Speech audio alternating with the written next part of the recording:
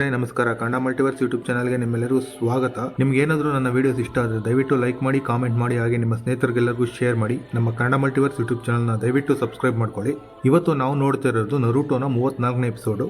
ನಾವು ಇದಾಗಲೇ ನೋಡಿದ ಹಾಗೆ ನಮ್ಮ ನರುಟೋ ಮೂರ್ಛೆ ತಪ್ಪಿ ಬಿದ್ದಿರ್ತಾನೆ. ಅಷ್ಟೇ ಅಲ್ಲದೆ ಅವನು ಕನವರಿಸ್ತಾ ಇರ್ತಾನೆ, ಎಲ್ಲಿ ಆ ಸೌಂಡ್ ವಿಲೇಜ್ನ ನಿಂಜಸ್ ಎಲ್ಲಿ ಏನು ಮಾಡಿದ್ರು ಅಂತ. ಇದೇ ಟೈಮ್ಗೆ ಅಲ್ಲಿಗೆ ಬಂದ ನಮ್ಮ ಚೋಜಿ ಅವನ ದೊಣ್ಣೆಯಿಂದ ಒಂದು ಕೊಟ್ಟು ಎಬ್ಬಿಸ್ತಾನೆ. ಎದ್ದ ತಕ್ಷಣ ನಮ್ಮ ನರುಟೋ ನಮ್ಮ ಸಾಕುರನ ಕೇಳ್ತಾನೆ, ನಿನ್ನ ಹೇರ್ ಸ್ಟೈಲ್ಗೆ ಏನಾಯಿತು ಅಂತ. ಆಗ ನಮ್ಮ ಸಾಕುರ ಹೇಳ್ತಾಳೆ, ನಾನು ನನ್ನ ಹೇರ್ ಸ್ಟೈಲ್ನ ಚೇಂಜ್ ಮಾಡಬೇಕು ಅಂದ್ಕೊಂಡಿದ್ದೀನಿ ಅಂತ. ಸೊ ಅದರಿಂದನೇ ನಾನು ಕಟ್ ಮಾಡಿದೆ ಅಂತ ಹೇಳ್ತಾಳೆ. ಇದೇ ಟೈಮಲ್ಲಿ ಅಲ್ಲಿಗೆ ಬಂದ ಶಿಕಮಾರು ಅವ್ರನ್ನ ನಮ್ಮ ನರುಟೋ ಕೇಳ್ತಾನೆ, ನೀವೆಲ್ಲ ಇಲ್ಲಿ ಏನು ಮಾಡ್ತಾ ಇದ್ದೀರಿ ಅಂತ. ಅದಕ್ಕೆ ನಮ್ಮ ಶಿಕಮಾರು ಹೇಳ್ತಾನೆ, ನಾನು ನಡೆದಿದ್ದನ್ನು ಹೇಳಬೇಕು ಅಂದರೆ ನನ್ನ ಜೀವನನೇ ಸಾಗಲ್ಲ ಅಂತ ಹೇಳಿ ಅಲ್ಲಿಂದ ಓಡೋಕ್ಕೆ ಸ್ಟಾರ್ಟ್ ಮಾಡ್ತಾನೆ. ಈಗ ಅಲ್ಲಿಗೆ ಬಂದ ಟಿಂಟಿನ್ ಹೇಳ್ತಾಳೆ, ಎದ್ದೇಳು, ಏನು ಮಾಡ್ತಾ ಇದ್ದೀನಿ ನೀನು, ಇನ್ನೂ ನೀನು ಮೂರ್ಛೆ ತಪ್ಪೇ ಇದೆಯಾ, ಎದ್ದೇಳ್ತೀಯಾ ಇಲ್ವಾ ಅಂತ ಕೇಳ್ತಾಳೆ.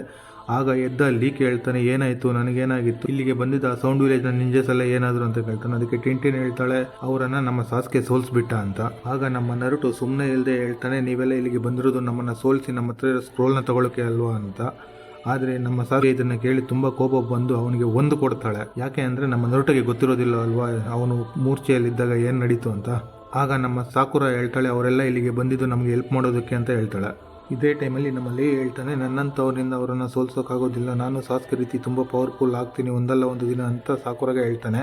ಅಲ್ಲೇ ಇದ್ದ ನಮ್ಮ ನೆಜಿ ಥಿಂಕ್ ಮಾಡ್ತಿರ್ತಾನೆ, ಅದೇನೆಂದರೆ ನಮ್ಮ ಸಾಸ್ಗೆ ಇಷ್ಟೊಂದು ಪವರ್ಫುಲ್ಲ, ನಾನು ಅಂದ್ಕೊಂಡಿದ್ದಕ್ಕಿಂತ ಇವನು ತುಂಬ ಪವರ್ಫುಲ್ ಆಗಿದ್ದಾನೆ, ಇವನಿಗೆ ಇಷ್ಟೊಂದು ಪವರ್ ಎಲ್ಲಿಂದ ಬಂತು ಅಂತ. ಈಗ ಮತ್ತೊಂದು ಕಡೆ ಇರುವ ನಮ್ಮ ಆಕೋಮಾರನ್ನು ತೋರಿಸ್ತಾರೆ.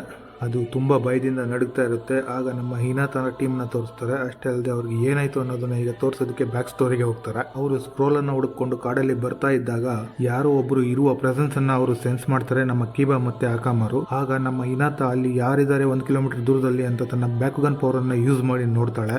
ಅಲ್ಲಿ ಇರೋದು ಯಾರಂದ್ರೆ ನಮ್ಮ ಗಾರ. ಆಗ ಶೀನೋ ತನ್ನ ಪವರ್ ಅನ್ನ ಯೂಸ್ ಮಾಡಿ ಹೇಳ್ತಾನೆ, ಅಲ್ಲಿ ಒಬ್ಬರಲ್ಲ 6 ಜನ ಇದ್ದಾರೆ ಅಂತ. ಆಗ ಕೀಬಾ ಹೇಳ್ತಾನೆ, ಅಲ್ಲಿ ನಾವು ಅಲ್ಲಿಗೆ ಹೋಗಿ ಅವ್ರ ಹತ್ರ ಇರೋ ಸ್ಕ್ರೋಲ್ಗಳನ್ನ ತಗೊಳ್ಳೋಣ ಅಂತ. ಆದರೆ ಇದಕ್ಕೆ ಶೀನೋ ಮತ್ತು ಹಿನಾತ ಒಪ್ಪೋದಿಲ್ಲ, ಬೇಡ ಅಂತ ಹೇಳ್ತಾರೆ. ಆದರೆ ನಮ್ಮ ಕೀಬಾ ಹೇಳ್ತಾನೆ, ನಮ್ಮ ಹತ್ರ ಇರೋ ಸ್ಕ್ರೋಲ್ಗಳಿಂದ ಹೆಚ್ಚಾಗಿ ಸ್ಕ್ರೋಲ್ಗಳನ್ನು ನಾವು ಸಂಪಾದನೆ ಮಾಡಿದ್ರೆ ಯಾರು ಬೇಡ ಅನ್ನೋದಿಲ್ಲ, ಬನ್ನಿ ಹೋಗೋಣ ಅಂತ ಹೇಳಿ ಕರ್ಕೊಂಡು ಹೋಗ್ತಾನೆ. ಆದರೆ ಆಪೋಸಿಟ್ ಟೀಮಲ್ಲಿರುವ ಚಕ್ರವರನ್ನು ನೋಡಿದ ನಮ್ಮ ಆಕೋಮಾರು ಅದನ್ನು ಸೆನ್ಸ್ ಮಾಡಿ ಅದು ಭಯದಿಂದ ನಡುಗ್ತಾ ಇರುತ್ತೆ. ಇದನ್ನು ನೋಡಿದ ಕೀಬಾಗೂ ಕೂಡ ಅರ್ಥ ಆಗುತ್ತೆ ಯಾರೋ ಅವರು ತುಂಬ ಪವರ್ಫುಲ್ ಆದ ವ್ಯಕ್ತಿಗಳು ಅಂತ. ಈ ಕಡೆ ನಮ್ಮ ಸ್ಯಾಂಡ್ ವಿಲೇಜ್ನ ಗಾರ ಟೀಮ್ ಮತ್ತೆ ಇನ್ನೊಂದು ಆಪೋಸಿಟ್ ಟೀಮ್ ಎದುರೆದುರಾಗಿ ನಿಂತ್ಕೊಂಡು ಸ್ಕ್ರೋಲ್ಗಾಗಿ ಯುದ್ಧ ಮಾಡೋದಕ್ಕೆ ರೆಡಿ ಆಗ್ತಾರೆ. ಇದನ್ನೆಲ್ಲ ನಮ್ಮ ಹಿನಾತ ಟೀಮ್ ಅವರು ಒಂದು ಪೊದೆಯಲ್ಲಿ ನಿಂತು ನೋಡ್ತಾ ಇರ್ತಾರೆ. ಇದೇ ಟೈಮಲ್ಲಿ ನಮ್ಮ ಕಾಂಕುರು ಹೇಳ್ತಾನೆ, ಅವ್ರ ಹತ್ರ ಕೂಡ ನಮ್ಮಂತ ಸೇಮ್ ಸ್ಕ್ರೋಲ್ ಇದ್ರೆ ಅವ್ರ ಹತ್ರ ನಾವು ಫೈಟ್ ಮಾಡೋದು ಬೇಡ, ನಾವು ಹೊರಟೋಗೋಣ ಗಾರ ಅಂತ. ಆದರೆ ಗಾರ ಹೇಳ್ತಾನೆ, ಅವನು ನನ್ನನ್ನು ದುರ್ಗುಟ್ಕೊಂಡು ನೋಡ್ತಾ ಇದ್ದಾನೆ, ಅದು ನನಗೆ ಇಡಿಸಲಿಲ್ಲ, ನಾನು ಇವರ ಕಥೆನ ಮುಗಿಸ್ತೀನಿ ಅಂತ ಹೇಳ್ತಾನೆ. ಈಗ ಆಪೋಸಿಟ್ ಟೀಮ್ ಅವನು ತನ್ನ ನೀಡಲ್ಸ್ನ ಯೂಸ್ ಮಾಡಿ ರೈನ್ ಸ್ಟಾರ್ಮ್ ಅಂತ ಒಂದು ಪವರ್ನ ಯೂಸ್ ಮಾಡಿ ಅವ್ರ ಮೇಲೆ ಅಟ್ಯಾಕ್ ಮಾಡ್ತಾನೆ, ನಮ್ಮ ಗಾರ ಟೀಮ್ ಮೇಲೆ. ಆದರೆ ನಮ್ಮ ಗಾರ ಅದನ್ನು ಸಿಂಪಲ್ ಆಗಿ ತನ್ನ ಸ್ಯಾಂಡ್ ಶೀಲ್ಡನ್ನು ಯೂಸ್ ಮಾಡಿ ಡಿಪೆಂಡ್ ಮಾಡ್ತಾನೆ. ಅವನು ತನ್ನ ಒಂದು ಹೆಜ್ಜೆನೂ ಕೂಡ ಯಾವುದೇ ಕಡೆ ಅಲ್ಲಾಡಿಸಿರೋದಿಲ್ಲ, ಆ ರೀತಿ ಆ ಅಟ್ಯಾಕನ್ನು ಡಿಪೆಂಡ್ ಮಾಡಿರ್ತಾನೆ ನಮ್ಮ ಗಾರ.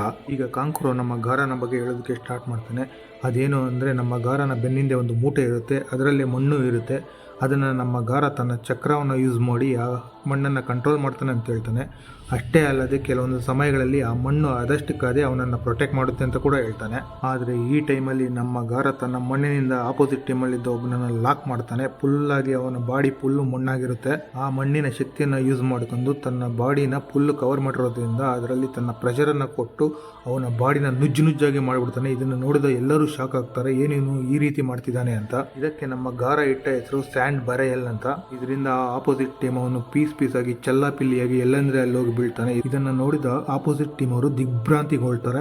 ಏನಿದು, ಇವನೇನು ಮಾಡ್ತಿದ್ದಾನೆ ಅಂತ ಅವ್ರಿಗೆ ಅರ್ಥ ಆಗೋದಿಲ್ಲ, ಒಂದು ಶಾಕ್ ಮೂಮೆಂಟ್ ಅಲ್ಲಿ ಇರ್ತಾರೆ. ಇದೇ ಟೈಮಲ್ಲಿ ಇನ್ನೂ ಇಬ್ಬರನ್ನ ಇದೇ ಪವರನ್ನು ಯೂಸ್ ಮಾಡಿ ಸಾಯಿಸ್ಬಿಡ್ತಾನೆ ನಮ್ಮ ಗಾರ. ಈ ಟೈಮಲ್ಲಿ ನಮ್ಮ ಗಾರಗೆ ನಮ್ಮ ಕಾಂಕುರು ಬುದ್ಧಿಮಾತುಗಳನ್ನು ಹೇಳೋದಕ್ಕೆ ಸ್ಟಾರ್ಟ್ ಮಾಡ್ತಾನೆ, ನಿನ್ನಿಂದ ನಮಗೂ ಕೂಡ ಡೇಂಜರ್ ಆಗುತ್ತೆ, ಬೇಡ ಇದನ್ನೆಲ್ಲ ಬಿಟ್ಬಿಡು ಅಂತ. ಆದರೆ ನಮ್ಮ ಗಾರ ಹೇಳ್ತಾನೆ, ಆಗಲ್ಲ, ನಾನು ಇರೋದೇ ಹೀಗೆ, ನನ್ನಿಂದ ನಿಮ್ಗೆ ಏನಾದರೂ ಪ್ರಾಬ್ಲಮ್ ಆದರೆ ಹೊರಟೋಗ್ಬೋದು, ನೀವು ಯಾರನ್ನು ಬಿಡೋದಿಲ್ಲ ಅಂತ ಹೇಳ್ತಾನೆ. ನೀನಾದರೂ ಸರಿ, ಯಾರಾದರೂ ಸರಿ ಅಂತ ಹೇಳ್ತಾನೆ. ಇದನ್ನೆಲ್ಲ ನೋಡಿದ ನಮ್ಮ ಅಕಮಾರು ಭಯದಿಂದ ನಡುಗ್ತಾ ಇರುತ್ತೆ. ಅದಕ್ಕೆ ಗೊತ್ತಿರುತ್ತೆ ನಮ್ಮ ಗಾರ ಎಷ್ಟೊಂದು ಪವರ್ಫುಲ್ ಅಂತ. ಹಾಗೆ ನಮ್ಮ ಕೀಬಾ ಮತ್ತೆ ಹಿನಾತ ಶಿನೋಗೆ ಕೂಡ ಗೊತ್ತಾಗುತ್ತೆ ನಮ್ಮ ಗಾರ ಎಷ್ಟೊಂದು ಪವರ್ಫುಲ್ ಅಂತ. ಈ ಕಡೆ ಆಫೀಸಲ್ಲಿ ನಮ್ಮ ಗಾರ ಅಂದು ಅವರ ಟೀಮ್ನ ಬಗ್ಗೆ ಡಿಸ್ಕಷನ್ ನಡೀತಾ ಇರುತ್ತೆ. ಅದೇನು ಅಂದರೆ ಯಾರು ಮುಗಿಸೋಕ್ಕಾಗದಿರೋ ಈ ಟೆಸ್ಟನ್ನು ಅವರು 90 ನಿಮಿಷಗಳಲ್ಲೇ ಮುಗಿಸ್ಬಿಟ್ಟಿರ್ತಾರೆ. ಇದನ್ನು ನೋಡಿದ ನಮ್ಮ ಆಫೀಸರ್ಗಳೆಲ್ಲ ಶಾಕಲ್ಲಿರ್ತಾರೆ. ಯಾರು ಇವನಿಗೆ ಏನು ಇಷ್ಟೊಂದು ಪವರು, ಇದೆಲ್ಲ ಹೇಗೆ ಸಾಧ್ಯ ಅಂತ ಅವರು ಕೂಡ ಶಾಕಲ್ಲಿರ್ತಾರೆ. ಎಲ್ಲ ಆಫೀಸರ್ಗೂ ಒಂದೇ ಶಾಕ್, ಅದೇನು ಅಂದರೆ ನಮ್ಮ ಗಾರ ಟೀಮ್ ಹೇಗೆ ಇಷ್ಟು ಬೇಗ ಟವರನ್ನು ತಲುಪಿದ್ರು ಅಂತ ಈ ಎಕ್ಸಾಮಲ್ಲಿ. ಅದೇನು ಅಂದರೆ ಟವರಿಂದ ಸ್ಟಾರ್ಟ್ ಆದ ಗೇಟ್ಗೆ 10 ಕಿಲೋಮೀಟರ್ ದೂರ ಇರುತ್ತೆ. ಸೆಂಟ್ರಲ್ಲಿ ತುಂಬ ಕಾಡಿರುತ್ತೆ. ಇದನ್ನೆಲ್ಲ ಮೀಟ್ಕೊಂಡು ಯಾವ ಪ್ರಾಣಿ ಪಕ್ಷಿಗಳು ಅಥವಾ ಪಾಯ್ಸನಸ್ ಸಾವುಗಳು ಅವೆಲ್ಲ ಇರ್ತಾವಲ್ಲ, ಇದಕ್ಕೆ ಯಾವುದಕ್ಕೂ ಸಿಗದೆ ಇವ್ರು ಇಷ್ಟು ಬೇಗ ಹೇಗೆ ಮುಗಿಸಿದ್ರು ಅಂತ ಆಫೀಸರ್ಸ್ಗೆ ಎಲ್ಲರಿಗೂ ಶಾಕಲ್ಲಿ ಇರ್ತಾರೆ. ಇಲ್ಲಿಗೆ ಈ ಎಪಿಸೋಡ್ ಮುಕ್ತಾಯ ಆಗುತ್ತೆ ಗೈಸ್. ನಿಮ್ಗೇನಾದರೂ ನಮ್ಮ ವೀಡಿಯೋಸ್ ಇಷ್ಟ ಆದರೆ ದಯವಿಟ್ಟು ಲೈಕ್ ಮಾಡಿ, ಕಾಮೆಂಟ್ ಮಾಡಿ, ಹಾಗೆ ನಮ್ಮ ಚಾನಲ್ನ ಸಬ್ಸ್ಕ್ರೈಬ್ ಮಾಡ್ಕೊಳ್ಳಿ. ಥ್ಯಾಂಕ್ ಯು, ಧನ್ಯವಾದಗಳು.